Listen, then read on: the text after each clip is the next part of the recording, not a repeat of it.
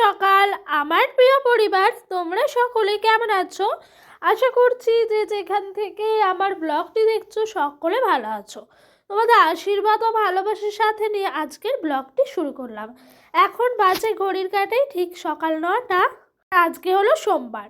ঘুমের থেকে উঠেই আজকে আর ব্লগটা শুরু করিনি, একেবারে সকাল 9টা থেকে শুরু করলাম। ওদিক দিয়ে চায়ের জলটা গরম করতে বসিয়ে এদিক দিয়ে আমি বাদবাকি সংসারের কাজগুলো গুছিয়ে নিচ্ছি। যেরকম ধরো আজকে রান্না করব পেঁপে দিয়ে আলু দিয়ে তরকারি, আর কালকেকার মাছের মাথা আছে কিছুটা, সেই মাছের মাথাটা পেঁয়াজ দিয়ে ভাঙাচোরা করে তরকারি করব। সেই জন্য যা যা লাগবে সবজিপাতি এখান থেকেই কিন্তু আমি সবজিগুলো নিয়ে নিচ্ছি। তার সাথে কালকে যে লঙ্কার বোটা ছাড়িয়ে রেখেছিলাম সেই লঙ্কাগুলোও কিছুটা নিয়ে এই ঝুড়িটার মধ্যে রেখে দিচ্ছি। জানো তো আমি ঝুড়ি করেই সমস্ত সবজিগুলো নিয়ে একেবারে কাঠের উনানের কাছে চলে যাই। কেন বলো তো, না হলে বারবার করে আসতে হয় না, সেই জন্য খুব বিরক্তিকর লাগে।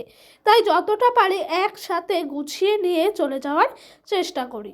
আর জানো তো এই শীতের দিনে সকাল থেকে একেবারে দুপুর পর্যন্ত আমাদের কাঠেই রান্না হয়। তো জানো তো কাঠে রান্না করতে গেলে একটু বেশি সময় লাগে, কিন্তু কি করব বলো, আমাদের যেমনি আয় তেমনি কিন্তু ব্যয় করার চেষ্টা করি।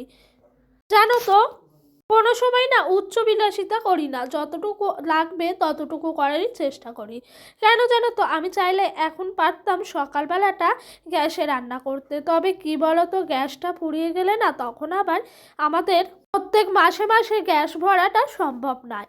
সেই জন্য আমাদের 3-4 মাস পর পর গ্যাস আসে, আর আমি সেই জন্য সকাল আর দুপুরে রান্নাটা কিন্তু কাঠের উনানেই করে নিই। তবে এই যে টুকটাক জিনিসগুলো কিন্তু গ্যাসে করা হয়, এই ধরো চা জল গরম, তারপরে দুধ গরম, তারপরে হলো ওই যে রাতে রুটি করা। শীতকালে দেখবে এমনিতে একটু বেশি করে গ্যাস শেষ হয়ে যায়, যেহেতু শীতকালে বেশি কিছুই করতে হয়, জল টল গরম, দুধ টুধ বারবার গরম করতে হয়, সেই কারণে। তো এই দেখো এদিক দিয়ে আমি কাঠের উনানের কাছে সমস্ত কিছু রেখে আসলাম। তারপরে এই দেখো এদিক দিয়ে আমি কিন্তু চাটা বসিয়ে দিয়েছি। তো এদিক দিয়ে নুন দিয়ে চা করে নিচ্ছি, আর ওই দিক দিয়ে কিন্তু আমাদের জন্য চিনি দিয়ে চাটা করব। এভাবেই যেন তো সমস্ত কাজগুলো প্ল্যান করে ব্যালেন্স করে করে করার চেষ্টা করি সকাল থেকে রাত পর্যন্ত। জানো তো আমি ঘুম ভেঙে থেকে রাতে শুতে যাওয়ার আগে পর্যন্ত কারোর সাথে দাঁড়িয়ে 1 মিনিট গল্প করি না। কেন জানো তো, এই ছোট দিনের বেলায় নিজেকে একদম তালগোল পাকিয়ে ফেলবো যদি সময় নষ্ট করি। তাই যেন সময়ের মূল্য দিতে শিখেছি, সময়টাকে কাজে লাগাতে শিখেছি। সকাল থেকে রাত পর্যন্ত নিজের সমস্ত কাজগুলোকে এভাবে স্টেপ বাই স্টেপ ফলো করে করে করার চেষ্টা করি। এই ধরো সকালবেলা উঠে বাসি কাজ করি, তারপর সোজা চলে আসি চায়ের জল বসাই, তারপরে ওই দিক দিয়ে সবজি পাতি ঝুড়ি যা যা থাকে আমার রান্নাঘরে নিয়ে যেতে হয়। তবে ওটা রান্নাঘর বললেও রান্নাঘর না, ওটা একটা তাঁবু খাটিয়ে একটা কি বলবো তাঁবুই বলা চলে। ওই জন্য ওইখানে সমস্ত কিছু রাতের বেলা রাখতে পারি না। কেন বলো তো, ওই ঘরে যেন কাঠে রান্না করলে আগুন থাকে উনানে, সেই কারণে জানো তো কুকুর বিড়াল এসে ঘুমোয়, তার জন্য ওইখানে কোনো কিছুই রাখা যায় না। সমস্ত কিছু কিন্তু টেনে টেনে একবার ঘরে নিতে হয়, একবার টেনে টেনে বাইরে নিতে হয়। এদিক দিয়ে ডোডোর জন্য ওর পাপা একটা লাভ বাইট কেক কাল রাতে নিয়ে এসছে। তবে ও কাল রাতে ঘুমিয়ে গেছিল সন্ধ্যার সময়, আর রাতে ওঠেনি। আমি ভেবেছিলাম উঠলে পরে একবার রাতে খাইয়ে দেবো, তো ও দেখছি যখন ঘুমোচ্ছে, সেই কারণে আমি কিন্তু ওই কেকটা রেখে দিয়েছিলাম। আজকে সকালে ঘুম ভেঙেছে, ব্রাশ করানোর পর আমি কেকটা ছিঁড়ে দিলাম এবং বললাম খেয়ে নিতে। আর এই দেখো এই দিক দিয়ে আমি কিন্তু চাটা ঘরে ঠান্ডা হতে রেখে এসেছি, আর এই দিক দিয়ে আমি আমার জ্বালানিগুলো সমস্তগুলো হাতের কাছে নিয়ে নিচ্ছি। চাটা ঠান্ডা হতে রেখেছি কারণ কি জানো তো, আমি না একেবারে অতিরিক্ত গরম চা খেতে পারি না। তবে শীতকাল বলে মোটামুটি গরম খাই, অতিরিক্ত গরমটা খায় না। এদিক দিয়ে কিছুটা পরিমাপে পাটকাঠি রেখে দিচ্ছি, কেন জানো তো এসে যাতে আমি ঝট করে আগুনটা জ্বালিয়ে দিতে পারি। সারাদিন এভাবেই নিজের সংসারটাকে নিয়ে নিজে আঁকড়ে ধরে বাঁচার চেষ্টা করি। শত ব্যস্ততার মাঝেও কিন্তু সংসারের সমস্ত কাজকর্ম একা হাতে টুকিনাকি করি। তার সাথে আছে আমার ছোট ছেলে, ওকেও সামলাতে হয়। এই দেখো এদিক দিয়ে আমার মোটামুটি করে চা খাওয়া হয়ে গেছে, ওদিক দিয়ে আজকে ভেবেছি মাছ নেব না, তবুও কিন্তু মাছ দাদা বাড়ির সামনে এসে যখনই হাঁক দেয় না, তখনই ডোডো তো ছোট, ও না মাছ খেতে ভীষণ ভালোবাসে। আর ওখান থেকে আমরা যদি মাছ নিই ওর না ভীষণ মজা হয়। তো সেই জন্য আমি একটু বলছিলাম দাঁড়া আমার রান্নাটা বসাই, তারপরে যাচ্ছি। তবুও ছেলের কি আর তস হয়, ছুটে গেলাম মাছ দাদার কাছে। কত করে? ওই যে সিমাই নিয়ে আসো ১,৫০০ টাকা কেজি, ৮০০ টাকা কেজি, ওর করতে এই মাছ ভালো হবে, গ্যারান্টি লিখে দেবো। আর এই মাছটা কত করে? এটা ২০০ টাকা কেজি। আর এখানে কত হয়েছে ওজন? কি জানো তো, দাদা একটা শোল মাছ আর ল্যাটা মাছ নিয়ে এসছে। এই দেখো গামলা ভর্তি মাছ, আর মাছগুলো কিলবিল কিলবিল করে নড়ে উঠছে। তবে কালকেকার মাছের মাথা আছে বলে ডোডোর পাপাকে বললাম একদম অল্প করে মাছ নিতে। আজকে মাছ নিয়েছি ওই 200 মতো 40 টাকার, এতে করে মোটামুটি একবেলার হবে। আর এই দিক দিয়ে দাদা অনেক রকমেরই মাছ আনে। এই দেখো শাইটিং মাছ এনেছে, শুটকি মাছের পুটলা কণিকা নিয়ে দাঁড়িয়ে রয়েছে। তো এই সমস্ত মাছগুলোই আজকে নিয়ে এসেছিলো, আর এই মাছগুলো তোমাদের সঙ্গে একটু শেয়ার করলাম। তবে এই শুটকি মাছের 150 টাকা নিয়েছে দাম। আমরাও এক পুটলা নিয়েছি, আমাদের বাড়িতে সকলেই ভীষণ পছন্দ করে এই শুটকি মাছ খেতে। আর আমার তো এই মাছ নিয়ে আর কোনো কথাই হবে না, শীতকালে মাছ পোড়া বাটা যাই বলো না কেন ভীষণ পছন্দের খাবার। ওই হলে আমার কাছে মনে হয় মাটন চিকেন সব কিছুই হার মেরে যায়। আর দেখলে বিছানার অবস্থাটা কি হয়ে আছে। সকালবেলা আমি ঘুম থেকে উঠে কাজকর্মই শুরু করে দিই। এদিক দিয়ে ডোডোর পাপা, ডোডো বিছানায় থাকে, আর ওরা বাপ বেটা মিলে বিছানাটার কি হাল করে। তো তারপরে এসে আমার না ভীষণ মাথা খারাপ হয়ে যায় বিছানাটা গুছাতে গিয়ে। আমি ভাবি কোন দিক দিয়ে ধরবো কোন দিক দিয়ে ছাড়বো। তবে এই শীতকালটা ভীষণ বিরক্তিকর লাগে এক একটা সময়। কারণ হলো এই বিছানা গোছানো, তারপর এক গাদা ঘরে জিনিস পড়ে থাকে, এই ধরো সোয়েটার মোয়েটার হ্যাডা ব্যাডা প্রচুর জিনিস। এদিক দিয়ে লেপটাও আছে। আমরা মানুষ 3জন এই রাতের বেলায় খাটটার মধ্যে ঘুমোই, কিন্তু আমাদের বিছানার মধ্যে দেখে মনে হয় যে কত মানুষই না ঘুমিয়েছি। কেন যেন তো প্রথমে না ভীষণ শীত করে বলে আমার ব্ল্যাঙ্কেটে যেন মনে হয় শীত ভাঙছেই না। তার জন্য ডোডোর পাপা বলে ওপরে লেপটা নিয়ে নিতে, তাই আমরা 3জন মিলে 2টো ঢাকাই নিয়ে নিই। এদিক দিয়ে একেবারে সকাল গড়িয়ে দুপুর, মানে দুপুরে রান্নার প্রস্তুতি চলছে। ওদিক দিয়ে সমস্ত কিছুই জোগাড় করে রেখেছি টুকিনাকি। এবার কিন্তু রান্নার প্রস্তুতি প্রথমেই করব পেঁপে দিয়ে আলু দিয়ে তরকারি।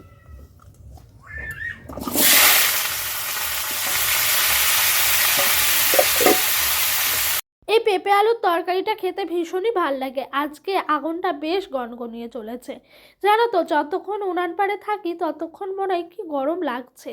তারপর যেই উঠে যায় তখন কিন্তু কাঁপানি ওঠে যেন রীতিমতো, এত ঠান্ডা করে কি বলবো। তার সাথে এদিকটা একটা কর্নার সাইড, তো এদিকে হাওয়াটাও কম আসে, মাঠের কোনো হাওয়াও এখানের মধ্যে প্রবেশ করে না। তো চলো এই রান্নাটা করতে করতে তোমাদের সুন্দর সুন্দর কমেন্টের উত্তর দিই। তো মানসী বনু আমাকে কমেন্ট করেছে, দিদি ভাই আমি তোমার ভিডিও রোজ দেখি কিন্তু কমেন্ট করতে পারিনি কারণ আমার ছেলে মেয়ের পরীক্ষা ছিল তাই।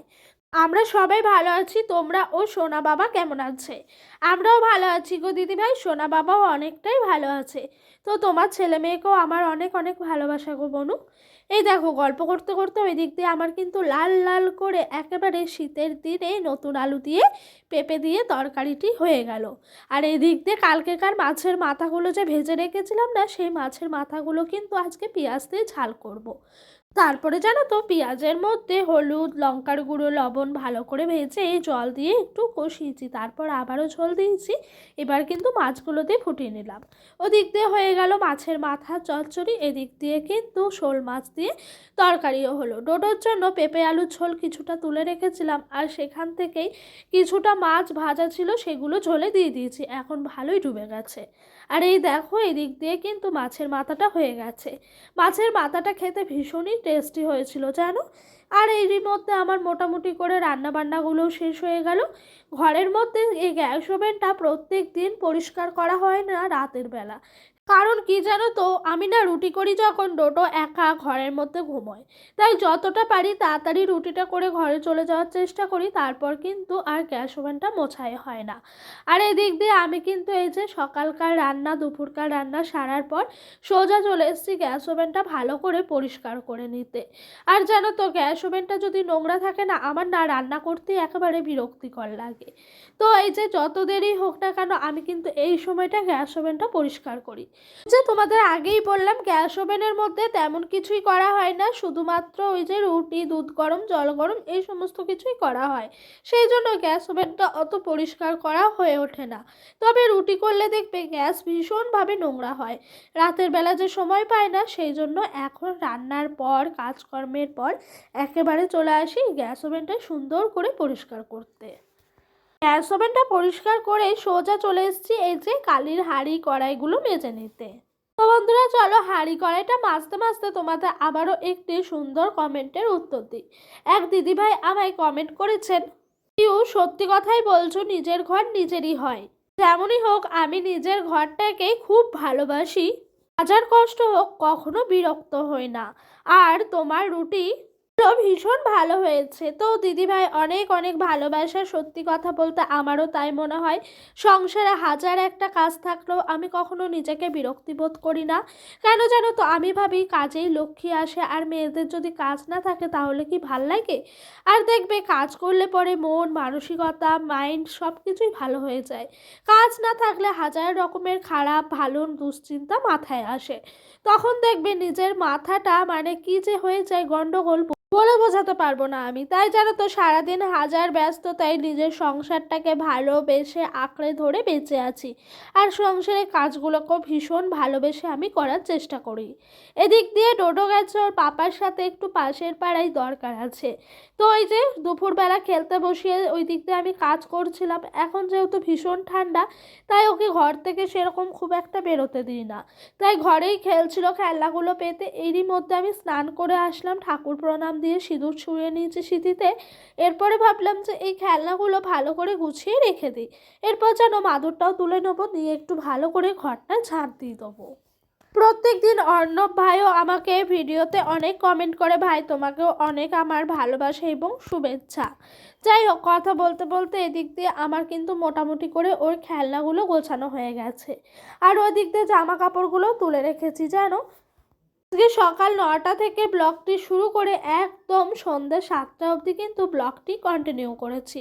আর ওদিক দিয়ে আমি একটু দেখছি ডোডোর পাপা এলো কিনা, এরপর ডোডোকে একটু পড়তে বলো। আয় হচ্ছে ঘরটি